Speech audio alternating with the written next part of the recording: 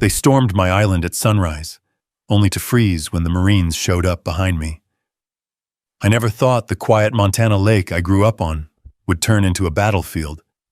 But the morning the HOA tried to evict me from my own island, everything changed. One fake map, one forged boundary, and suddenly an entire board was calling me unstable while they circled my dock like vultures. I stood my ground anyway, because I knew something they didn't. And when the real authorities showed up, the whole lake found out the truth. If you love seeing bullies get exposed by the law, stick around and hit subscribe. There's plenty more justice where this came from. Sunrise on the lake had always come quiet. Soft gold sliding across the ripples, the wind still asleep, and the cedar boards of my dock warming 1 degree at a time. But not that morning. That morning, the sound that woke me wasn't birdsong or the comforting creak of timber. It was engines. Too many, too loud, too close. I stepped out of my cabin onto the dew-slick porch, boots thudding on old pine planks my grandfather had nailed down half a century ago. The air held that cold, metallic bite Montana mornings carry before the sun makes up its mind. I followed the noise toward the dock, rubbing the sleep from my eyes, until the scene sharpened through the morning haze, and my stomach dropped. My entire island was surrounded. 3 HOA patrol boats idled in a loose half-circle around my dock, engines growling like caged dogs. A white and chrome private security yacht sat behind them, its polished rails throwing sparks of sunrise back at me. 2 county deputies' boats sat farther out, lights turning the mist into red-blue smoke. The lake, normally so peaceful you could hear a fish break the surface, felt pinned under all that noise and attention. On the bow of the HOA's lead pontoon stood Bethany Reed, president of the Lakeshore Estates Homeowners Association, wrapped in a pastel blazer that looked like it belonged at a country club brunch, not a lake confrontation. One hand on her hip, the other holding a thick envelope like it was a royal decree, and on her face, the smirk of someone who believes the world is already hers. "Mr. Cole!" she shouted across the water, voice carrying sharp as a thrown nail. "You are officially in violation of community water use standards. You are hereby ordered to vacate the premises pending a compliance review." I blinked at her, confused, half convinced this was some kind of prank. "Bethany, there is no community water use standard on this lake," I called back. "It's private property." Her smile widened, thin and triumphant. "Not anymore." Behind her, the men on the HOA boats were recording me with tablets. The ones on the yacht wore matching windbreakers and earpieces, the kind of private security contractors who get paid more to look tough than to think. The county deputies stayed behind their wheel wells, hands resting on their belts, eyes cautious, uncertain, like they'd been dragged into something they didn't quite understand. The engines lowered to idle. The lake went eerily still. Even the wind seemed to pause. I felt a prickle at the back of my neck, some old instinct from the years I worked on dam crews before the war, the same instinct that whispers when pressure is building behind a steel gate or floodwater has found a crack. Something wasn't adding up. Something was wrong beneath the surface. Bethany lifted the envelope high. "This is your eviction order, Mr. Cole. Effective immediately." Eviction. From my own island. My grandfather's island. The land I'd inherited and spent the last year restoring. Docks, dam outflow, trails, the cabin. The only place I'd found real peace since losing him, since leaving the world of concrete pressure tunnels and collapsing infrastructure behind. "On what grounds?" I asked, stepping closer on the dock, boards creaking under my weight. She motioned sharply to the men on her boat. "Present the documentation!" They shifted, parting. That's when I felt the door of my cabin open behind me. Its hinges were old, the kind that groan like a tired man in the morning. I turned, expecting, hoping it was a mistake. Maybe a ranger, maybe a neighbor, maybe Anyone but who actually stepped out. Sheriff Marcus Hale, hat low, badge catching the light, expression unreadable. He wasn't supposed to be here. He wasn't supposed to be inside my cabin. And the moment Bethany saw him step onto my porch, her entire posture changed. Her confidence faltered. Her smirk twitched and fell flat. Even the men on the yacht exchanged quick, uneasy looks. I stared at Marcus, heart thudding. "Sheriff, what are I—" But before I could finish, he walked past me, boots steady on the dock, hands open at his sides like a man wading into a fight he already understood.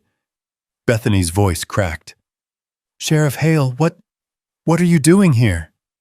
Marcus didn't answer right away.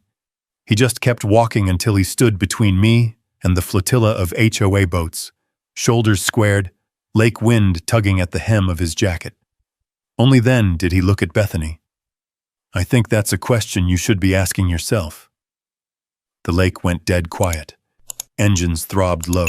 Even the deputies froze, hands drifting toward their radios. A knot of tension pulled tight in my chest. If Marcus was inside my cabin before dawn, and if Bethany suddenly looked like she'd seen a ghost, then something bigger was happening here. Something I hadn't yet been told. And as the sheriff stepped forward, one thing became clear. The HOA wasn't just here to bully. They were here because they were afraid. 3 days earlier, none of that fear existed. The lake was still the kind of place where the morning fog curled off the water, like steam from a warm mug. And the only sound was the soft groan of the old dam gates adjusting with the current. I'd woken up in the cabin my grandfather had built with his own hands. Knotty pine walls, the smell of cedar sap still lingering after all these years, and a set of wooden floorboards that could tell you the weather before you opened the door. It was supposed to be a quiet day, one of those long, peaceful Montana mornings where you hear the whistling wings of ducks cutting across the shallows and the gentle splash of trout rising for breakfast. My tools were laid out on the workbench. A level, a carpenter's square, replacement bolts for the downflow gate at the dam. Granddad used to say, "A lake only stays honest if its keeper stays honest." And I'd taken those words to heart. The air was crisp enough that you could see your breath. I'd stepped out onto the porch, enjoying the cold biting my lungs awake.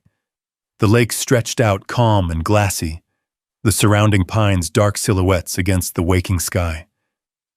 No engines, no voices, no HOA. Just quiet. I slung my tool belt over my shoulder and headed down toward the dam trail. Gravel crunched under my boots, and the smell of wet earth and spruce needles lingered heavy in the air. Halfway down the path, a breeze rippled across the lake. Cool, steady, familiar. I paused to watch a bald eagle glide low over the water, searching for breakfast. This was the life I came home for, and in a few minutes, it would all be interrupted. I had just tightened the bolts on the outflow panel, wiping grease off my hands, when I heard it, a far-off rumble echoing across the lake. Not thunder, not wildlife.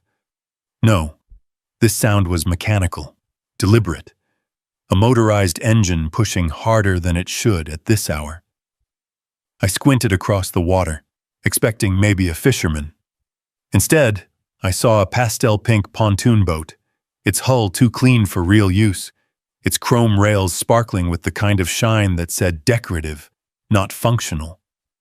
Even from a distance, I recognized that brand-new HOA flag fluttering on the stern. "Well," I muttered, tightening the last bolt. "So much for peace." By the time I walked back to the dock, the pontoon was already nosing toward my private shoreline, far too close for comfort. Bethany Reed stood at the front of the boat like she owned the lake. Chin high, hair tied back, a clipboard clutched against her chest like it was a congressional report. Behind her were two men I didn't recognize. Both wore matching khaki windbreakers, HOA logos stitched just a little too large over their hearts. They held tablets and kept looking from me to the shoreline like surveyors measuring land they had no right to. As the pontoon drifted up against my dock, Bethany didn't wait for an invitation. She stepped off with practiced balance, heels clicking sharply against the weathered cedar boards. "Good morning, Mr. Cole," she said, voice bright enough to sound artificial. "We need to discuss your immediate compliance responsibilities." "Compliance for what?" I asked, wiping my hands on a rag. She held up a laminated map printed in glossy color. As of last month, she tapped the edge of the map with a perfectly manicured nail. The Lakeshore Estates HOA has voted to expand community boundaries to include the surrounding water access points, coves, and neighboring islands. She turned the map toward me, including yours. I stared at the paper. It showed my entire island, my grandfather's land, my inheritance, now shaded in HOA blue with bold lines looping around it like a noose. "Bethany," I said slowly, "that boundary isn't even geographically correct. This island is miles outside your jurisdiction." "Not anymore," she said, smile widening.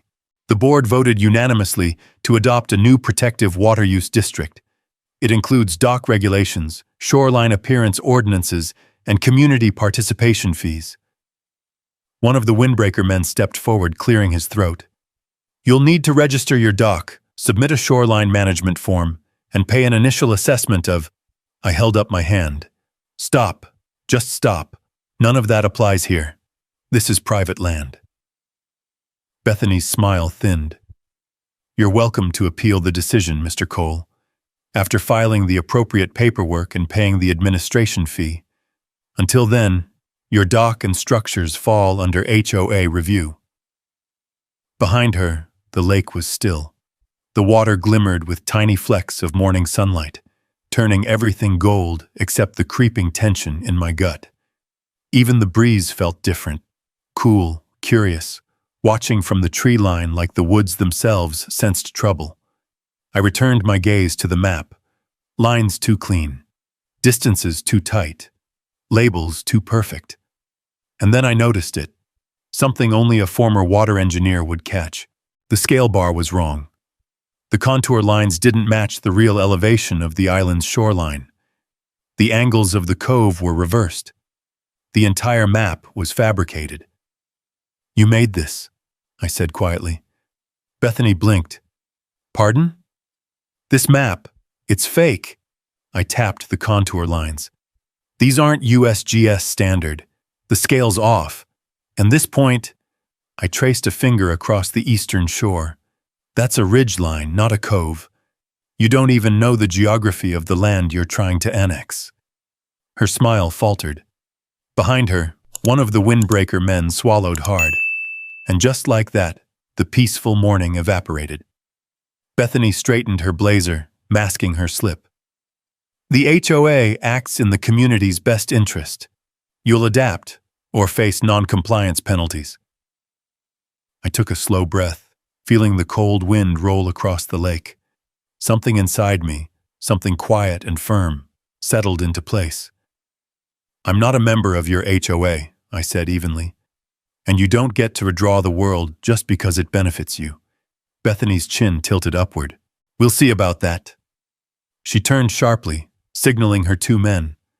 They stepped back aboard the pontoon, their tablets already glowing with notes and photos. Before stepping onto the boat, Bethany looked over her shoulder at me. Eyes sharp, smile gone. "Mr. Cole," she said, "I hope you're prepared. You've just made this much harder on yourself." The pontoon pulled away, engines humming, leaving a soft ripple spreading across the lake. The breeze caught the edge of her discarded pamphlet left on my dock, a Welcome to Lakeshore HOA Expansion leaflet, and blew it against my boot. I stared down at it, then up at the fading shape of the pontoon. Something was coming, and it wasn't going to be peaceful. I didn't know it yet, but this was the first crack in something much bigger, something that would reach all the way back to the day my grandfather first claimed this island, and forward to a dawn where deputies would surround my dock with the HOA trembling behind them. And all of it began with a fake map and a pastel pink boat gliding away across the Montana water. That first night after Bethany's visit, I expected things to settle. Folks in Montana usually cool down after a heated conversation. You give them space, let the wind blow through the pines, and common sense drifts back in with the fog. But the HOA wasn't built on common sense or kindness. It was built on control. And I learned just how far they'd go before the sun even set. Around dusk, when the sky burned orange behind the ridgeline and the lake turned black like polished obsidian, I went down to the dock to secure my tools. A cool wind slid across the water, carrying that familiar scent of wet stone and pine sap. I inhaled deeply, letting the quiet calm my nerves. The soft groan of water under the dock usually eased my thoughts. But not that night. From across the lake came the sputtering whine of an engine, small, sharp, and unfamiliar. At first I thought it was a late fisherman. Then a second motor joined the first, then a third. By the time I caught sight of them, 3 boats were gliding into view. Teenagers or young adults, maybe, but clearly hired. Their vessels had no fishing rods, no coolers, no purpose except noise. They fanned out, taking slow, deliberate loops around my island. The engines revved, loud, obnoxious, echoing against the granite shoreline like chainsaws. It wasn't random. It was coordinated. A pressure tactic. I crossed my arms and watched them from the dock. I wasn't angry yet, not fully. Mostly I was confused, annoyed. As the last light drained from the sky, their boats circled tighter. One of them blared music, metallic, distorted, something they must have picked specifically to grate on the nerves. Subtle, I muttered. The cold wind picked up, rippling the lake's surface with silver streaks. My grandfather used to say when the wind shifts suddenly, it means something's coming. Looking out at those boats skimming angry circles around my land, I felt a chill crawl up my spine. When I turned to head back toward the cabin, something white caught my eye, fluttering like a trapped bird, stuck under a rock on the path that wound toward the boathouse. I bent down and freed it. A printed notice. HOA letterhead, of course. The paper smelled faintly of toner and fresh glue, like it had been printed only hours before. Notice of environmental non-compliance. Unauthorized dock extensions, disturbance of protected reeds, shoreline. Visual pollution, on a lake where no one lived within 2 miles except migrating geese and trout. My jaw tightened. I folded the paper neatly, forcefully, and slipped it into my jacket pocket. The lake wind stung my eyes, or maybe it was frustration welling up. Hard to tell. Inside the boathouse, I flicked on the old hanging lamp. It buzzed, flickered twice, then cast a warm golden circle across the wooden walls. And there, tacked to the inside of my door, was another notice. This one laminated, as if meant to survive a storm. Mandatory shoreline review. Failure to comply will result in daily fines. Daily. Like they already expected me to disobey. Like they'd planned to drown me in paperwork before the summer even hit.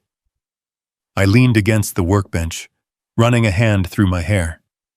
The smell of old rope and machine oil grounded me for a moment. Then, footsteps crunched outside. Quick, nervous.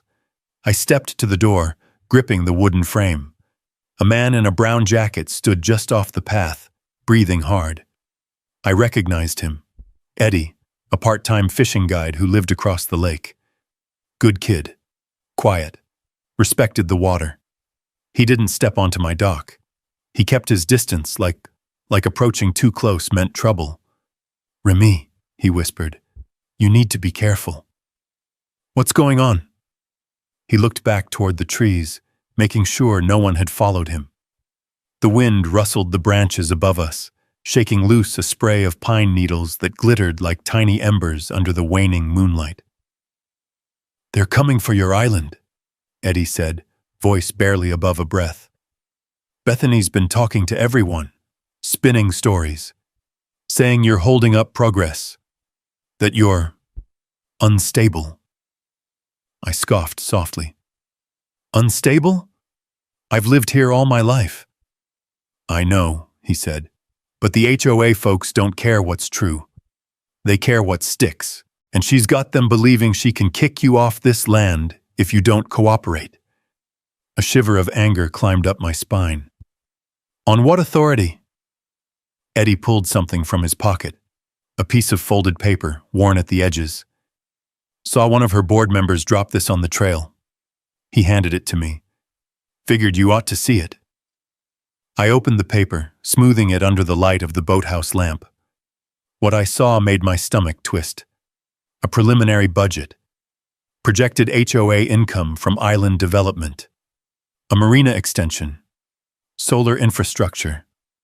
Luxury lakefront amenities. And, in bold letters, island acquisition. Phase 1. My island. My home. I felt the wind pushing harder now, rattling the loose window pane in the boathouse. The lake outside had turned dark and restless, echoing the churn in my chest. How long have they been planning this? I asked, voice low. Eddie shook his head. Months, maybe longer. But that map she showed you? He pointed at the folded paper in my hand. That means she's ready to move, soon. A long silence settled between us, thick as the mist gathering over the water. Finally, Eddie stepped back toward the shadows. I gotta go, he muttered. Can't let them see me talking to you. But, Remy? He hesitated, eyes full of something that looked like worry. They won't stop, not until they get what they want. He hurried into the trees and disappeared into the night. I stood alone for a long moment, the cold wind brushing against my face, carrying the distant echo of those circling boat engines. I walked back to the dock, watching headlights sweep across the far shoreline like watchful eyes. My island felt smaller that night, not because of the water around it, but because someone was trying to choke the life out of what my grandfather built. As the last boat finally peeled away and the noise died down, the lake regained its stillness. But the peace wasn't comforting anymore. It felt like the quiet before a dam breaks. And deep down, I knew this was just the beginning. The next morning rolled in gray and heavy, clouds pressing low over the lake like a warning. It wasn't raining, not yet, but the air carried that charged dampness you can feel in your bones. The kind that tells an old rancher to move the cattle uphill, or a fisherman to pull his lines before the wind shifts. I woke before dawn, mind echoing with Eddie's words, the fake map, the circling boats, the noise, the pressure. Coffee helped a little. A hot mug between my hands, steam drifting upward, mixing with the cool lake air. But no drink on earth could steady the feeling that something deeper, something hidden, was moving under the surface of this HOA nonsense. That's when I made the call. Sarah Mitchell answered on the second ring, her voice crisp even at 6:30 a.m. Remy? You don't usually call this early. What happened? I stared out across the still water, where faint ripples shimmered like silver threads. Sarah, I think somebody's trying to take my island. There was a long pause, long enough for the wind to rattle the branches outside my window. Tell me everything. I did. The map, the boats, the notices, the contractors, the budget Eddie showed me, Bethany's smug face, her certainty, her confidence, and worst of all, the timing. It wasn't random. It was coordinated. By the time I finished, Sarah's tone had sharpened. Send me photos of the map and every notice you've received. I took pictures one after the other, spreading documents across my kitchen table, the wood scarred from years of use, the sunlight slanting through the old cabin window. The fake map looked even faker under real light. Wrong contour lines, wrong elevation, wrong everything. Sarah whistled low when her phone buzzed with the images. Remy, this map isn't just sloppy. It's a fabrication. They mocked up an entire boundary overlay without referencing state surveys or federal land data. I figured, I said quietly, but why go this far? Because they think you won't fight back, she replied. And because they believe nobody will question a map if it has a logo on it. Papers rustled on her end. Look, I'm coming out there today. There's something I want to check in Helena first. I frowned. What? Your grandfather's deed, she said.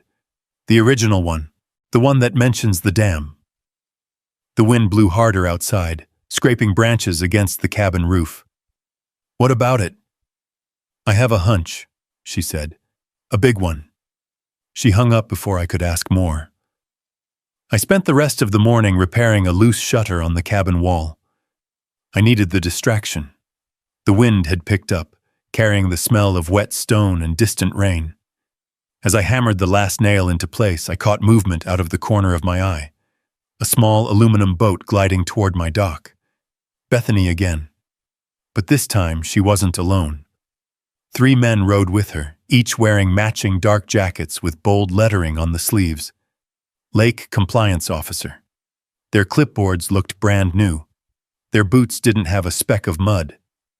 The moment the boat nudged the dock, Bethany stood and lifted her chin like she'd climbed a mountain rather than ridden across a lake. Mr. Cole, she called, stepping onto my dock without permission. We're here to conduct a shoreline compliance inspection. I set my hammer down, wiping my hands on a rag. I didn't request one. You don't have to. She motioned to the 3 men. Under the newly expanded lakeshore jurisdiction, every waterfront structure must undergo an immediate visual assessment. Your dock is out of compliance. I stared at her. You don't get to inspect private property you don't control. One of the men stepped forward, clipboard ready. Sir, refusal to allow inspection may result in fines of... No, I raised a hand. You don't step 1 foot on my property until you show me a legal boundary claim that isn't printed off someone's home computer. Bethany's smile tightened, sharp as a blade. You're making this difficult.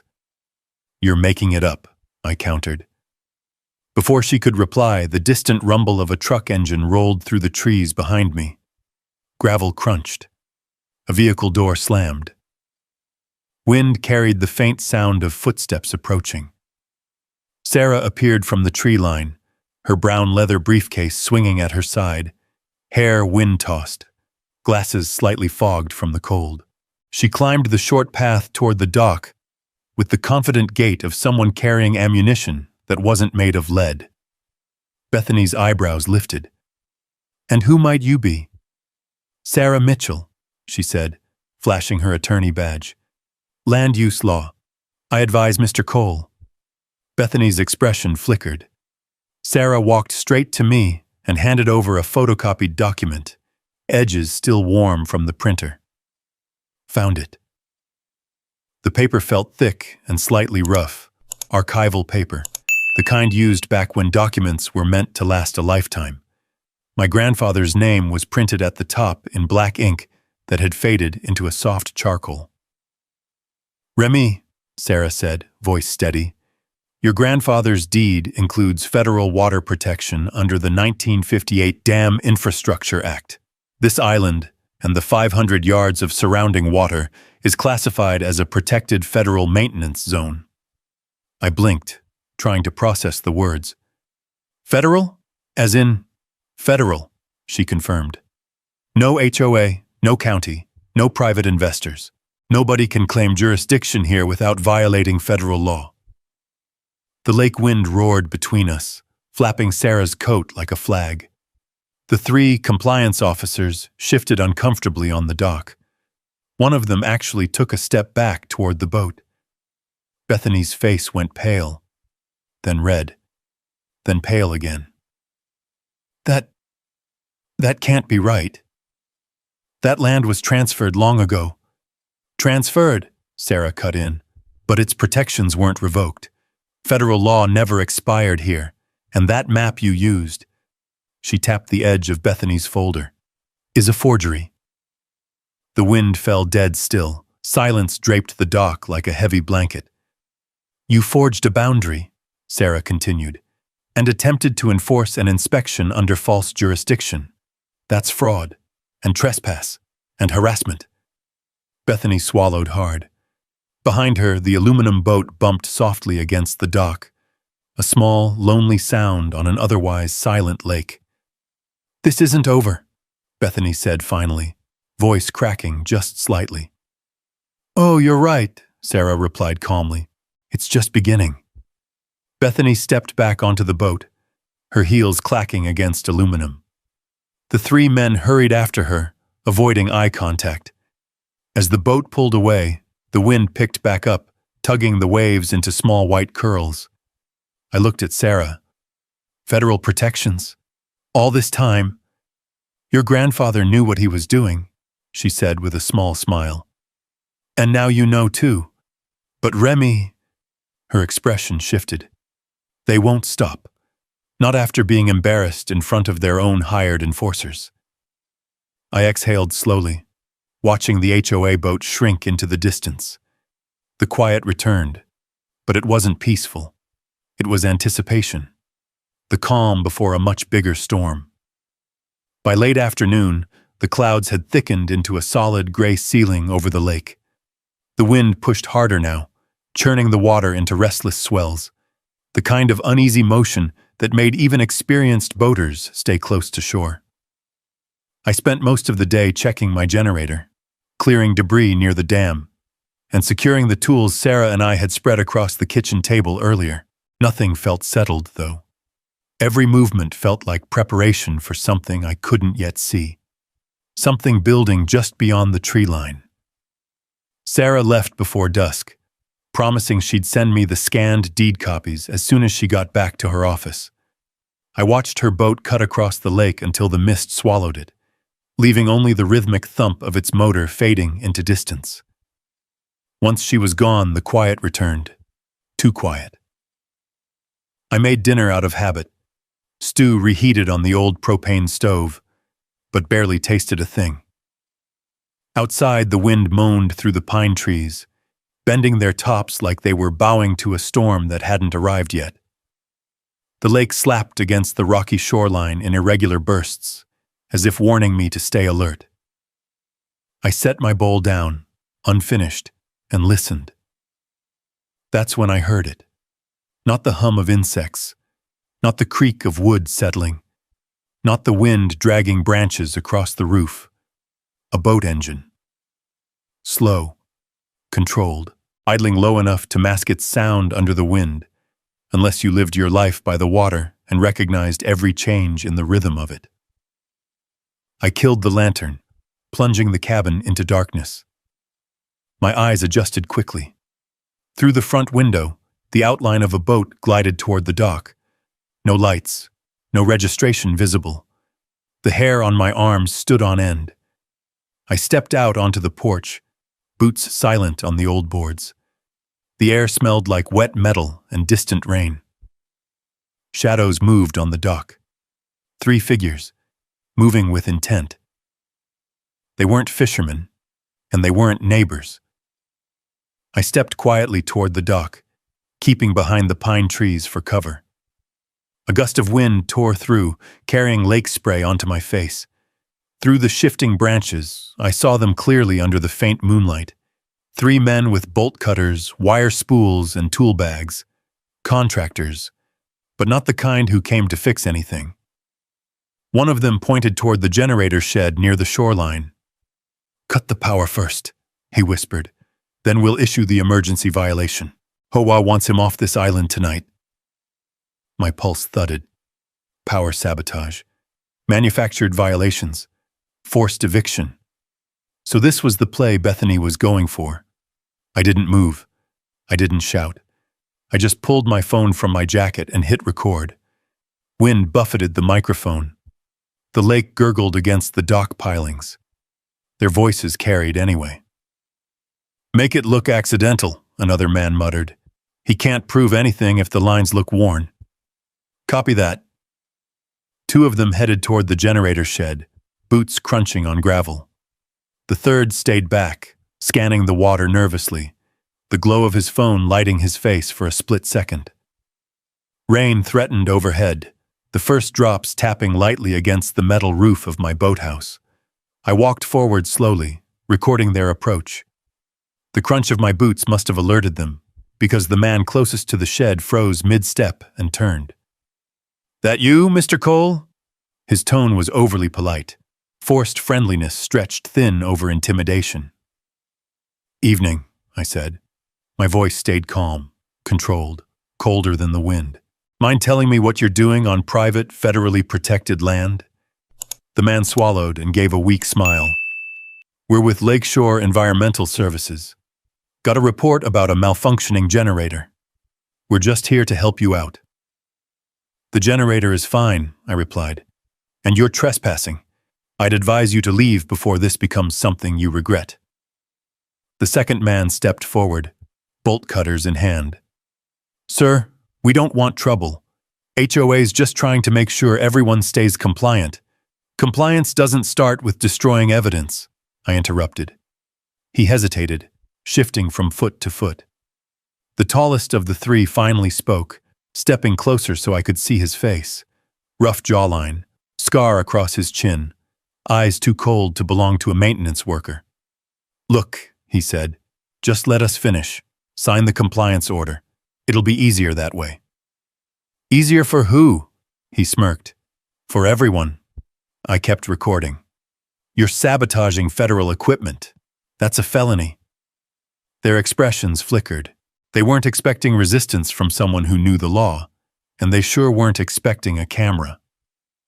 The tallest man raised his hand, signaling the others. "Let's go. We'll report he refused inspection.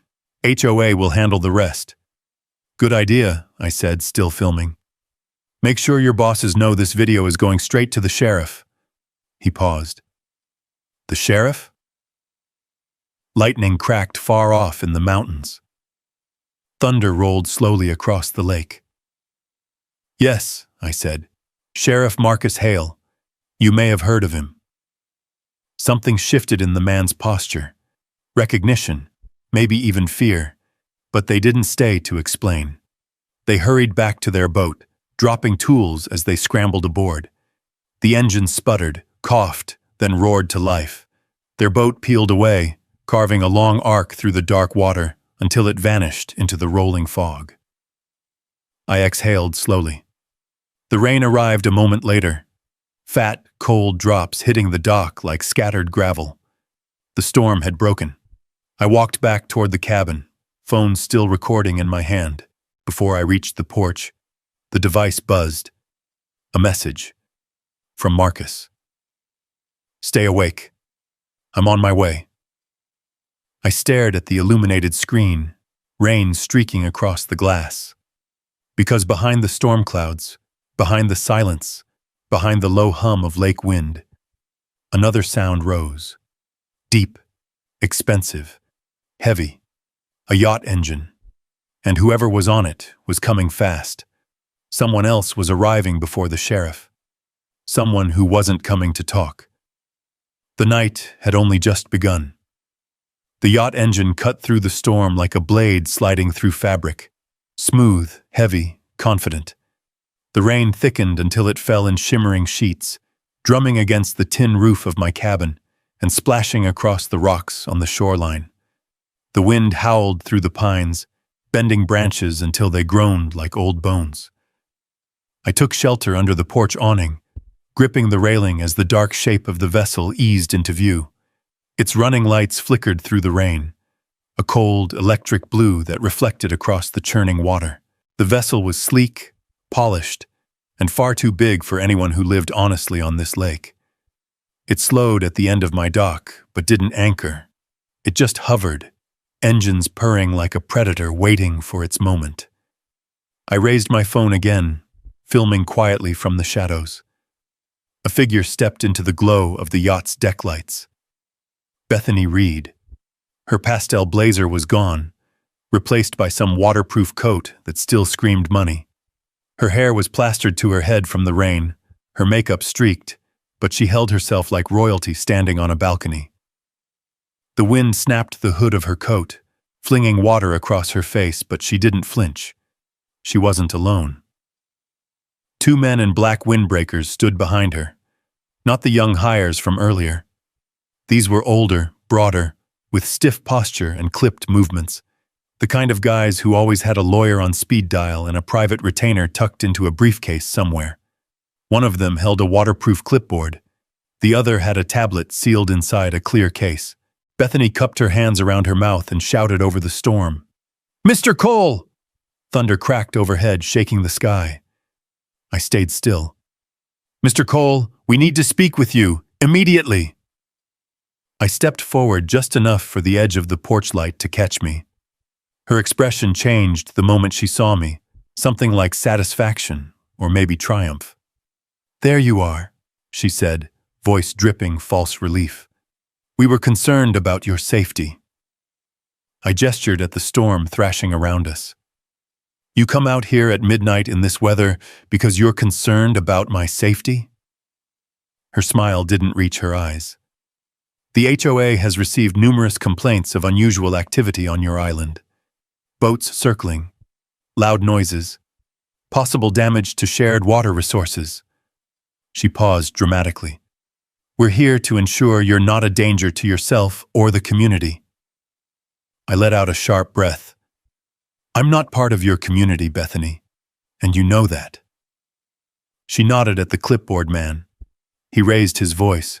"Sir, this is a preliminary community wellness check. That's not a thing," I snapped. "Not legally, not anywhere."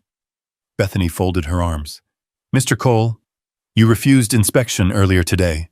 Now we've received reports of erratic behavior, confrontations with service personnel, and possible environmental violations. We need to verify the condition of the island."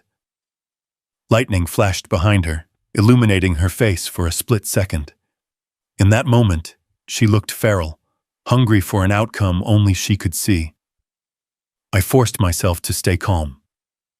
"What you're calling erratic behavior was me asking trespassers to leave." The man with the tablet stepped closer to the rail of the yacht. "We will be boarding shortly." I took one slow step forward, rain dripping from my jacket. "No, you will not."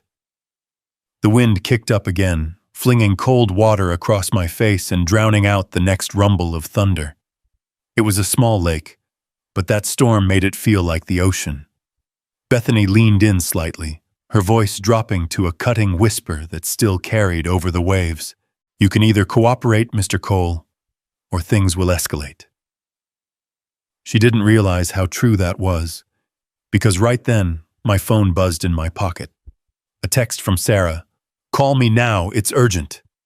I lifted the phone to my ear and turned away from the dock, using the storm's noise to shield our conversation. "Sarah?" Her voice shot through the line, tight and breathless. "Remy, I found it. I found the missing piece, and you're not going to like it." The yacht engine rumbled behind me. I glanced over my shoulder. The two men were talking quietly with Bethany, glancing toward the island shoreline, the generator shed, the dam structure, even the tree line behind me. They were studying my land like surveyors marking a claim. "What did you find?" I asked. A rustle of papers, the hiss of an office heater, the soft click of her pen against a desk. 47 HOA members, she said. 47. They all signed away shoreline rights last year in exchange for small incentives. Discounts on dues, slight tax offsets, pocket change. My heart thudded. Why would they do that? Because they didn't know what the HOA was really doing, she said. But I do now. Wind hammered the cabin walls. The porch light flickered. Remy, she continued, they're planning a multi-million-dollar solar and marina expansion. Your island is the central hub. They can't build any of it without your land. The truth hit like a blow. This isn't about compliance, I whispered harshly. This is a land grab. And they're desperate, she added, You embarrassed Bethany this morning. She thought she could forge a boundary map and bully you into joining. Now she's operating with her back against the wall. And that's when people like her get reckless. Behind me, Bethany stepped forward. Mr. Cole, this is your final opportunity to cooperate willingly. If you refuse, I turned toward her slowly. Sorry, I said, voice low. I'm on the phone with my attorney. Bethany stiffened. Sarah heard the shift in my tone. I'm coming back now, and Remy, watch yourself. They're not going to wait for morning. Another lightning strike lit up the entire lake like a camera flash. In that moment, I saw something I hadn't noticed before. Another boat far behind the yacht. Lights off, drifting toward the cove on the east side of the island. A backup team. Maybe more contractors. Maybe private security. Maybe worse. My phone buzzed again. Marcus this time. 10 minutes out. Stay put. Don't confront. Don't escalate. But something else was happening. Something Bethany didn't plan. The storm, the darkness, the weight of her desperation, they all twisted together into a single moment where she understood she was losing control. She straightened her coat. Very well. You leave us no choice. And just like that, she motioned sharply to the men beside her. Plan B. The man with the clipboard radioed someone. His voice carried over the storm. He's resisting. Proceed. Thunder boomed again, echoing across the water like a warning. The yacht engines revved. The backup boat changed course. Rain fell harder. The wind screamed. Then suddenly, everything stopped. Not the storm, not the rain, not the waves, but the boats. Their engines cut at the same time, leaving only the roar of the sky. I realized why a second later. Lights. Bright white beams sweeping across the lake from the north. Fast, controlled, powerful. A third vessel, bigger than the yacht, emerged from the storm. But it wasn't HOA, and it wasn't county deputies. It was Marcus. Sheriff patrol boat, lights blazing, moving through the storm like it owned the water. Bethany spun toward it, her face draining of color. For the first time since this all began, she looked afraid, truly afraid. And the lake fell silent once more. The sheriff's patrol boat cut its lights only when it reached the edge of my dock. Rain hammered the metal hull, running in rivulets down the sides and splashing into the churning water below. Its spotlight had carved a path through the storm, but now that beam snapped off, leaving only the faint glow of lightning flickering across the sky. Marcus Hale stood at the bow, one hand gripping the rail, the other shielding his eyes from the rain. His coat whipped behind him in the wind, making him look like some kind of mountain sentinel carved out of the storm itself. He stepped onto my dock with the slow, steady certainty of a man who had done this 1,000 times. Through darkness, through danger, through rising water and winter ice. Bethany, he said, voice carrying across the lake with a weight that cut through the wind. You and I need to have a conversation. Bethany's yacht rocked in the waves, its bow dipping forward as she leaned against the rail. Her voice trembled despite her attempt at control. Sheriff, this is a private HOA compliance visit. Marcus barked out a laugh that was anything but friendly. Compliance? At midnight? During a storm? With a yacht and 2 support boats? Try again. The clipboard man stepped forward, holding out a laminated form. Sheriff, we're authorized to conduct a health and safety check. Marcus didn't even look at him. Put that down, before you embarrass yourself. Lightning split the sky again, revealing the full tableau. The sheriff's boat anchored at my dock, the HOA yacht hovering uncertainly behind it, and the second backup boat bobbing in the waves like a guilty accomplice caught in a spotlight. Marcus turned to me. Remy, you okay? I'm fine, I said. But they're escalating.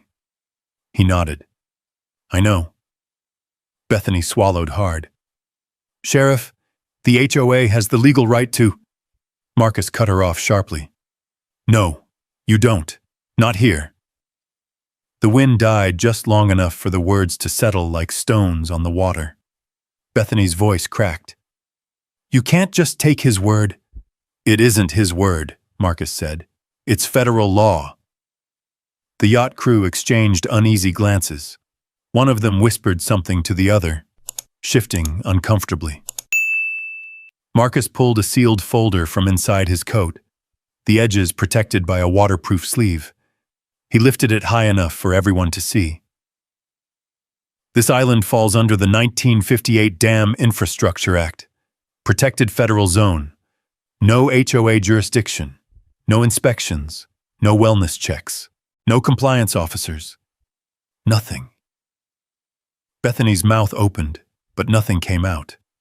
Her legs wobbled slightly, and she gripped the railing to steady herself. The clipboard officer tried again, weaker this time. Sheriff, with respect, our board was told. Your board was lied to, Marcus said flatly. And you trespassed based on forged documents. A bolt of thunder boomed overhead, louder and longer than the rest. The wind shifted again, carrying the cold breath of the storm across the water. Marcus's voice softened, but only slightly. It ends tonight, Bethany. But Bethany was nothing if not stubborn. She straightened her coat and attempted a smile, but it twitched at the edges. Sheriff, we have documentation. Remy, record. I lifted my phone again, capturing everything in quiet, unwavering detail. Marcus stepped fully onto the dock, planting his boots with the authority of the law behind him. Show me your documentation. The clipboard man handed over the forged map. Rain battered the page, but the lamination protected it. Just another detail showing how prepared they thought they were, how sure they'd been that tonight would end differently. Marcus studied it under a flash of lightning. His silence was deadly. Then, "This is fake," he growled. Bethany flinched like she'd been struck. The sheriff held the map high. "Where did you get this?" The man stammered. We thought." "You thought nothing," Marcus snapped. "You printed a boundary overlay that doesn't match USGS data, state survey information, or any historical deed in this county." He tossed the map back at them. "This is fraud." The second boat, the backup, began drifting backward, its captain trying to ease quietly into the darkness. Marcus turned toward it, shouting over the wind, "Do not move that boat!" The engine froze. The operator did too. Bethany tried to regain her composure. "Sheriff, even if the map has errors, we still have concerns about Mr. Cole's behavior during community interactions." "Oh, for heaven's sake," Marcus muttered. "Remy's behavior?" He stepped toward the edge of the dock, pointing at the yacht. "Your contractors tried to sabotage his generator tonight." The clipboard officer coughed. "We were performing maintenance. Maintenance doesn't require bolt cutters," Marcus said. Rain battered the lake harder now, turning the surface into a field of bouncing silver beads. The storm felt like a living thing, angry, circling, waiting to see what would happen next. Marcus took a step forward, voice growing deeper, quieter, more dangerous. "Bethany Reed, you and your board attempted an illegal land seizure. You forged documents. You harassed a private citizen. You invaded protected waters. You sent contractors during a storm to tamper with federal infrastructure." Another crack of thunder shook the water around us. "And now," Marcus said, "you're here with unauthorized enforcement officers, pretending to conduct an inspection you have zero authority to perform." Bethany looked like she might faint. Then, her last card. "We live-streamed everything," she said suddenly, voice trembling but defiant. "The community is watching. They'll see you interfering with a lawful HOA action." Marcus smirked. "Good." Bethany blinked. "Good?" "That means there's footage of your forged documents being used in real time," he replied. That live stream just became evidence against you. Her eyes widened, panic flickering across her face. And that's when everything shifted. A sound rose behind the sheriff, low at first, then growing. Engines, multiple, fast. Spotlights flickered through the sheets of rain from the north. Again. But this time they weren't sheriff's boats. These lights moved faster, cleaner, sharper. The sheriff turned slightly. What on earth? I knew that formation. I knew that sound. I hadn't heard it in years. Rigid inflatable boats, military grade, coming in tight. Bethany stumbled back. Who are they? The storm peeled apart for a moment, allowing a clean beam of white light to cut across my dock. Then, over the roar of engines, over the wind, over the storm. Remy! Get clear! My chest tightened. I knew the voice. My old Marine brother. And he wasn't alone. The HOA invasion wasn't ending. It was about to be obliterated. The rigid inflatables tore through the storm like sharks cutting through surf, sleek, low, and deadly precise. Their engines hummed in a tight formation as they approached the dock. The sound synchronized in a way that made even Marcus straighten, hand drifting toward his radio. White spotlights swept across the water, creating harsh lines on the waves and illuminating the stunned faces aboard Bethany's yacht. One of the inflatable boats slid into position beside the sheriff's vessel. A bearded figure rose from behind the console, broad-shouldered, soaked from the rain, but unmistakably steady. "Remy!"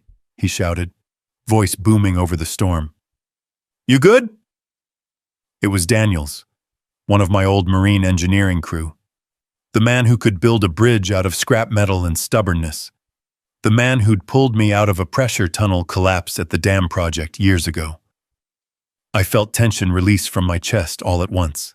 "I'm fine," I called back, though my voice carried a mix of relief and disbelief.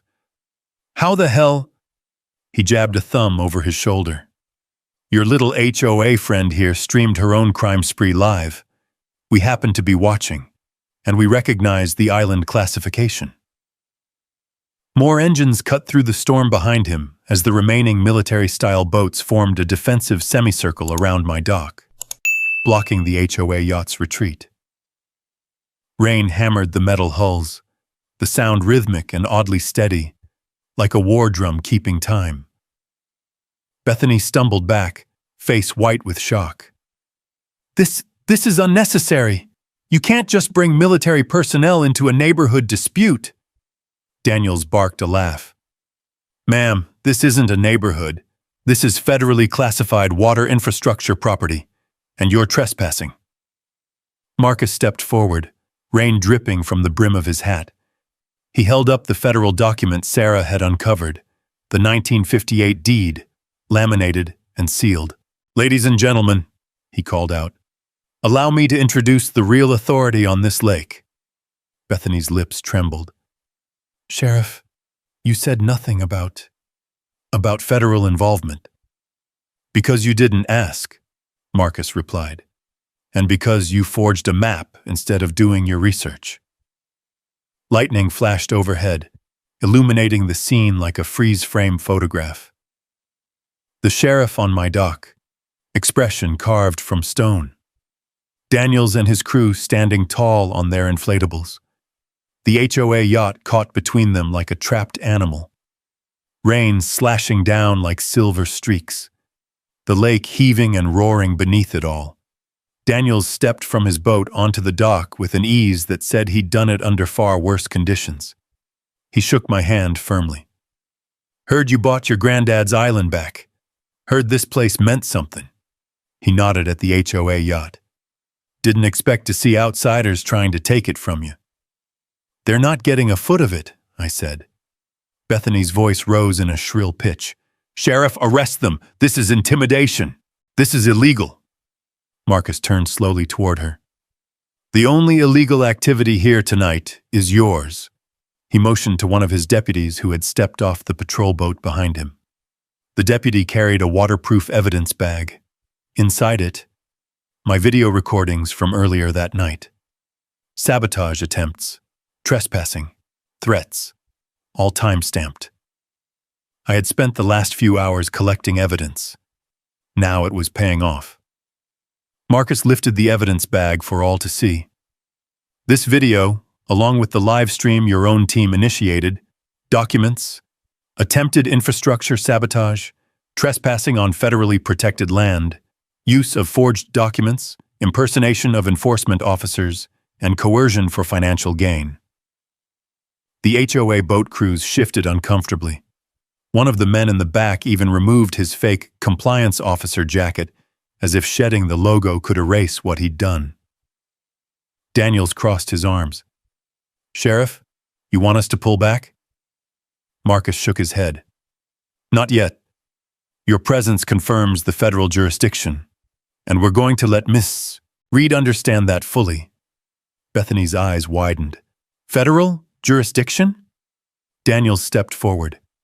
"Ma'am, this island's water ring is part of a decades-old infrastructure network used for emergency overflow and monitoring. That means unauthorized encroachment triggers federal review." He leaned forward just enough for her to feel the weight of the truth. "And you just live-streamed yourself trespassing on it." A wave of panic washed across her face. "That can't be right. Someone must have misinterpreted the law." "That someone," Daniel said dryly, "was you." Lightning crackled again, closer this time, making the dock vibrate under our feet. Rain pounded harder, bouncing off the surface of the lake. The HOA yacht rocked nervously in the waves as the backup boat drifted farther from it, trying to create distance from the unfolding disaster. Marcus motioned to his deputy. "Hand me the arrest paperwork." Bethany recoiled. "Arrest? No, you can't. This is out of proportion." Marcus's voice dropped to a cold, steady tone. "You crossed into protected water. You forged federal boundary documents. You sent men to break into private property. You tried to force compliance through harassment and intimidation." He paused. "It's not out of proportion. It's the law." Bethany's breath hitched. I was told this land was unregulated." "By who?" Marcus asked. The question cut through her like ice. She said nothing. One of the men behind her finally snapped. "It was Jake! Jake Mercer! He said the land was clear!" Marcus's jaw tightened. Of course he did. The storm's roar filled the momentary silence. Then Daniels stepped forward. "Sheriff, the rest of my guys are standing by. You want us to hold the perimeter until your team finishes up?" "Yes," Marcus said. "Thank you." Bethany looked between all of us. At the armed inflatables surrounding her yacht. At the sheriff holding the federal deed. At my phone still recording. Her collapse wasn't dramatic. No screaming. No wild thrashing. She simply sagged into herself. "Sheriff," she whispered, voice breaking, "please don't do this." "You did this to yourself," Marcus replied. Rain poured down harder, dragging rivulets across her face until it was impossible to tell tears from stormwater. Marcus raised his radio. "Dispatch, this is Hale. Prepare to receive multiple individuals for booking. Charges forthcoming." And that was it. In that moment, the entire trajectory of the HOA's scheme shattered. The storm raged around us, waves slamming against the dock, and lightning ripping the sky, but the only real surge happening on that lake was justice rising to the surface. Daniels clapped a hand on my shoulder. "Told you we'd show up when you needed us." I glanced at him, rain streaming off both of us. "I didn't expect this." "Brother," he said, "you defended our 6 more times than I can count. Tonight was our turn." On the lake, the HOA yacht drifted helplessly, boxed in by the sheriff and Marines, stripped of its illusions, stripped of its power. And yet, somewhere behind Bethany, behind the fear, behind her shaking hands, I saw it. Defiance. She hadn't played her last card. Not yet. And she knew it. Even with the storm soaking her hair flat against her face, with deputies surrounding her yacht and Marines blocking every retreat, Bethany Reed still held on to one final shred of arrogance, the belief that she could outmaneuver the truth. She straightened her blazer, lifted her chin, and whispered something into the radio clipped beneath her coat. A single phrase slipped out, carried by the wind. Plan B. Daniels heard it. Marcus heard it. I saw both of their expressions harden at the same moment. "What's Plan B?" I asked. Daniels didn't answer. He was watching the horizon.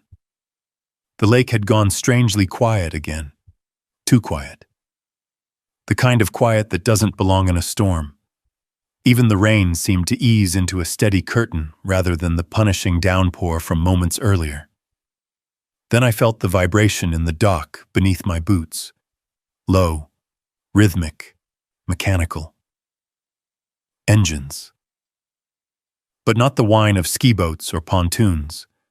Not the thrum of county patrol vessels. A deeper sound. Heavy. Purposeful. 3 silhouettes emerged in the distance.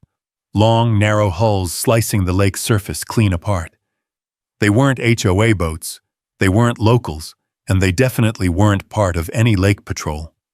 These were rigid inflatables, military grade, the kind meant for fast insertion and precision response. Engines rose with synchronized growls as they closed in, cutting through the rain like knives. Bethany's face lit up, not with fear, but triumph. "Oh, thank God," she breathed. "Finally." But the look on her men's faces didn't match hers. They seemed confused. One even whispered, "That's not our team." Because as the boats neared, the rain illuminated the bodies aboard them. Silhouettes built like brick walls, wearing tactical vests, helmets, and waterproof gear. They stood braced on deck with the ease of men who'd done this in far worse conditions. They weren't Bethany's reinforcements. They were mine.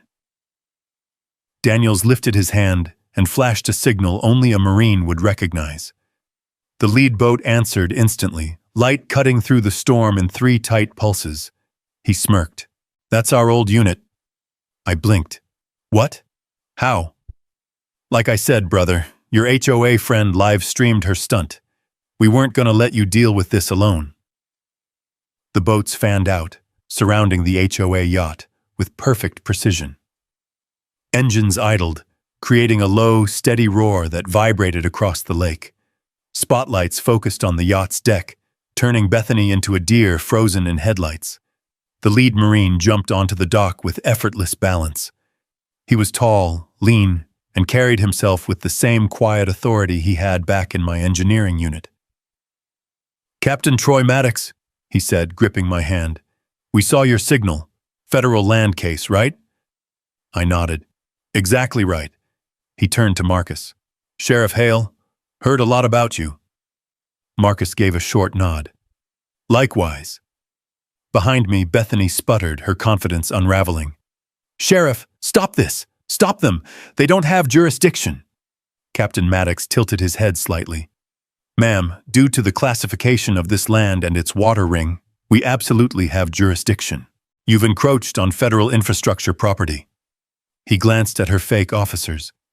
"And you brought unauthorized personnel with fraudulent badges. That makes it worse." One of the fake compliance officers tried to yank off his badge. Too late. Maddox motioned to his men. "Perimeter tight. Nobody in, nobody out." The Marines moved into formation so fast it looked choreographed. Rain splashed off their gear, boots pressed into the dock, flashlights sweeping with cold efficiency. Bethany took a step back. Then another. Her confidence, her voice, her control. It all drained out of her as she realized what she had triggered. "This is insanity!" she shouted. "This is my lake, my community!" "Not anymore," Maddox said. "And it sure as hell isn't under your control." Marcus stepped forward with the folder of evidence. "Ms. Reed, Given tonight's events and your continued disregard for federal and state law, you're now the subject of a full criminal investigation. We've already documented wrongful boundary expansion, HOA fraud, coercion, attempted property seizure, and interference with federal infrastructure. The deputy beside him added, and live streaming, a crime doesn't help your case. Bethany's eyes widened.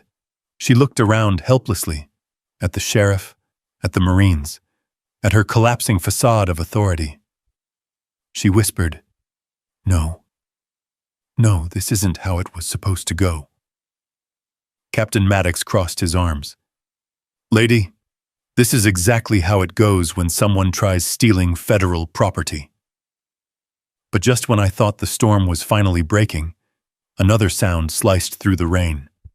A high-pitched whistle. Sharp, metallic. Maddox's eyes snapped upward. Drone!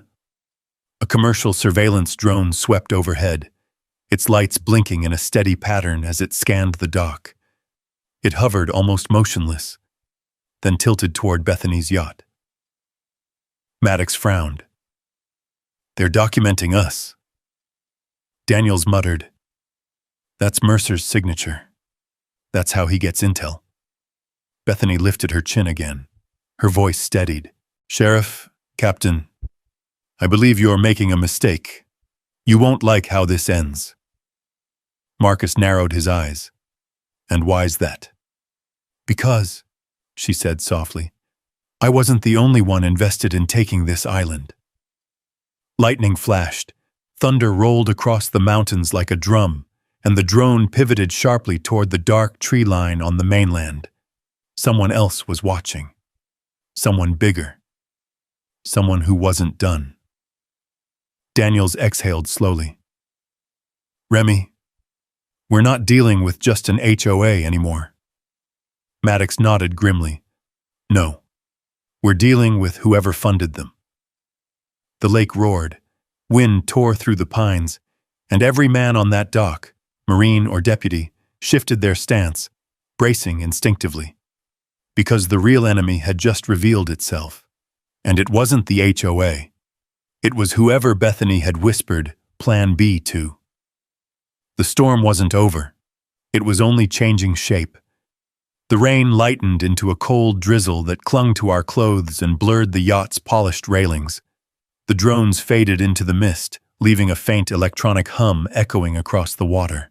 For a moment, all of us, Marines, deputies, Bethany, her fake officers, stood suspended in a strange quiet, the kind that always follows a blow no one sees coming. Marcus breathed out slowly. All right, folks, he said, the timbre of his voice steady but edged with urgency. Let's finish what we started. Captain Maddox nodded. Roger that. Secure every vessel. Confirm identities. No one leaves until federal statements are recorded. But Bethany hadn't given up. She straightened her spine, wiped rain from her forehead, and spoke with the brittle determination of someone clinging to the last scrap of a collapsing empire. You think this is the end? She whispered. You think you can humiliate me? Destroy me? Sheriff, you have no idea how deep this goes. Marcus didn't flinch. Ma'am, you're already in deeper than you can crawl out of. She laughed, short and sharp. We'll see. Then her yacht lit up, every floodlight igniting at once, blindingly bright. Deputies shielded their faces. Marine helmets dipped slightly.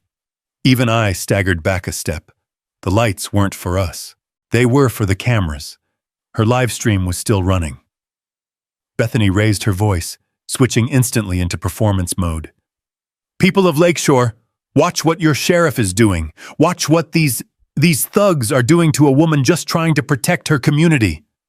Maddox snorted. She's putting on a show. Marcus stepped forward. Turn it off, Bethany, right now. Come make me. It was the calmest challenge I'd ever heard. Before Marcus could answer, Maddox tapped the radio mounted to his vest. Echo 1, disable it. A Marine on the second boat raised a small handheld device. A soft click traveled through the rain. Every light on the yacht flickered, once, twice, and died. The live stream dropped to black. Bethany spun around. "What did you do?" Maddox shrugged. "Standard electronic interference. You were streaming from federal waters. That's unauthorized transmission." Her mask cracked. "You can't shut me up! You can't—" She was cut off by a second yacht approaching. Slower this time. Elegant. Gleaming. Its engine purring like a sleeping cat. When it neared the dock, a tall man stepped out wearing a dark overcoat and a smile that didn't reach his eyes. The temperature of the air seemed to drop 10 degrees. Daniels leaned close to me. "Mercer." Jake Mercer, developer, investor, former HOA board member in 3 counties. And, if rumors were true, the man who wanted the entire lake annexed for a private resort. He stepped onto the dock with the smooth confidence of a man who'd never lost anything in his life. "Bethany," he said warmly, "you've had a busy night." She sagged with relief. "Jake, thank God. Tell them. Tell them everything was part of the agreement. Tell them—" He held up a finger. She froze.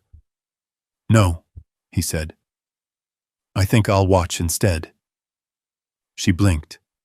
Confusion washed over her features. "Jake?" He smiled, cold, polished, lethal in its indifference. "Bethany, darling, I warned you months ago not to drag me into your personal vendettas, but you insisted. And now?" He gestured around at the Marines, the deputies, the seized boats. "This is your mess, not mine. You're abandoning me? I prefer the term distancing." Her breath caught in her throat. But Mercer wasn't done. He turned to Marcus. "Sheriff Hale, I have documents to submit. Proof that Ms. Reed acted independently, forged my signature, misappropriated funds, lied to investors." He tapped a thick folder in his hand. She thought she had leverage. She didn't.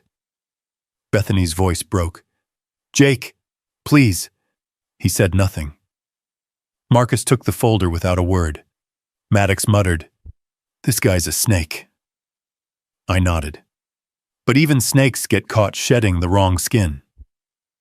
Before Mercer could retreat to the safety of his yacht, Sarah's boat appeared from the fog, slicing through the silver water like a blade. She climbed onto the dock, soaked to the bone but blazing with purpose. "I have additions," she said, lifting her own folder. "Financial trails, missing HOA funds, and a full recording of Bethany's fake water use violations." Marcus smirked. Perfect timing. Sarah handed me a USB drive. "You'll want this for the court hearing." Bethany's pupils shrank. "Court? Hearing?" "Oh yes," Sarah said. "It'll be quite the event." From there, the takedown happened fast. Maddox read federal charges aloud, calm and clear. Deputies cuffed Bethany first, then her fake officers. Marcus announced the dissolution of the fraudulent HOA boundary expansion. The Marines seized the fake compliance badges, and the rain, finally, began to slow.